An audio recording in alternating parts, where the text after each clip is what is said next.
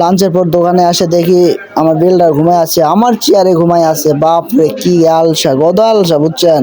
ঘুম এমন একটা জিনিস যে ঘুম ধরছে ওরে, বারবার আমি ডাকতেছি যে ওঠো ওঠো, এর কোনো সারা শব্দই নাই, মনে গেছে, একদম গেছে। দেখো কেমন কেমন করে, একদম একদম কোনো নাই, কোনো খেয়াল নেই, কেমনে ঘুমায় উলট পালট হয়ে, এইটা জানি না।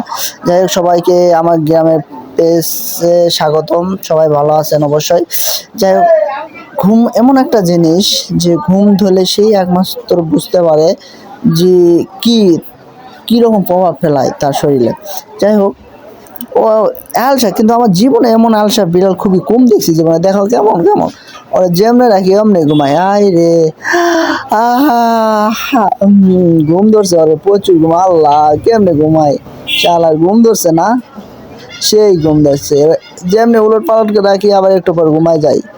আহ, কি শান্তি, জীবনে এত শান্তি কই পামো। আবার ঘুমাই গেছি। আমার জীবনটা না, লাইফটা বড়ই শান্তি।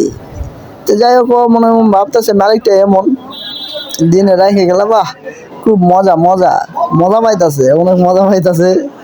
ওই লোককে আছে, খুব ভালো লাগতেছে, কিছু বলে না, অনেক সুন্দর।